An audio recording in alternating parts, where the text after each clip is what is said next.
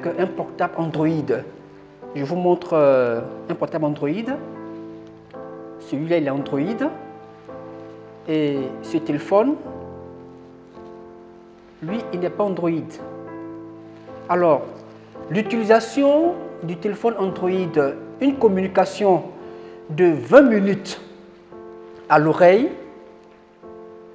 entraîne en fait une augmentation de la température du cortex qui est à proximité des oreilles.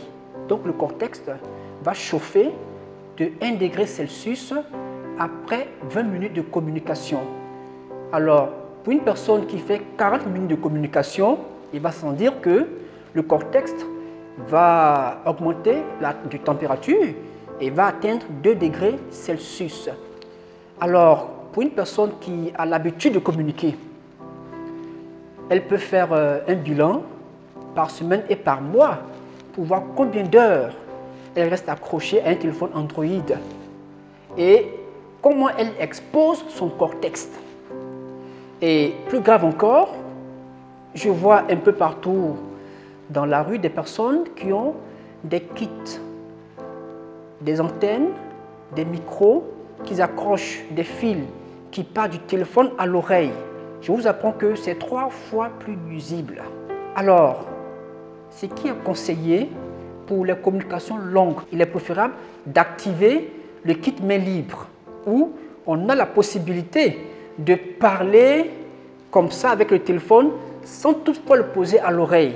Lorsque la communication va au-delà de 5 minutes, activez le kit main libre pour communiquer avec le téléphone dans la main, sans toutefois le rapprocher au cortex.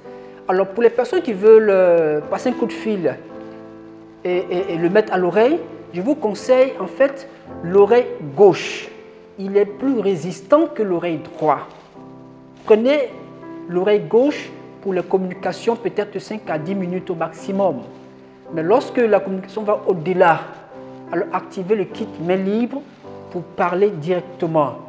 Alors, il ne faut pas dormir à proximité du téléphone Android à cause du cerveau.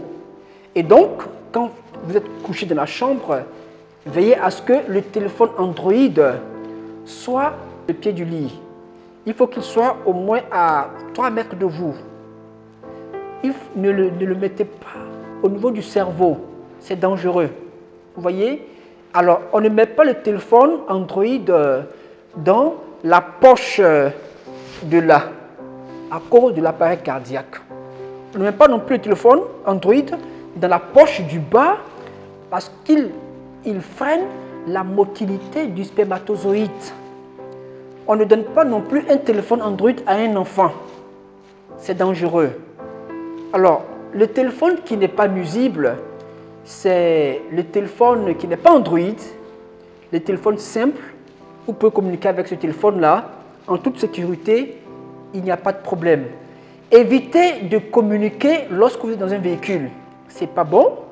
Vous augmentez les fluctuations magnétiques. Évitez de communiquer en marchant. Ce n'est pas bon parce que lorsque le téléphone se déplace, les fluctuations magnétiques augmentent et c'est dangereux pour le cerveau. Donc évitez cette manière d'utiliser le téléphone portable. Je vous aime. À bientôt.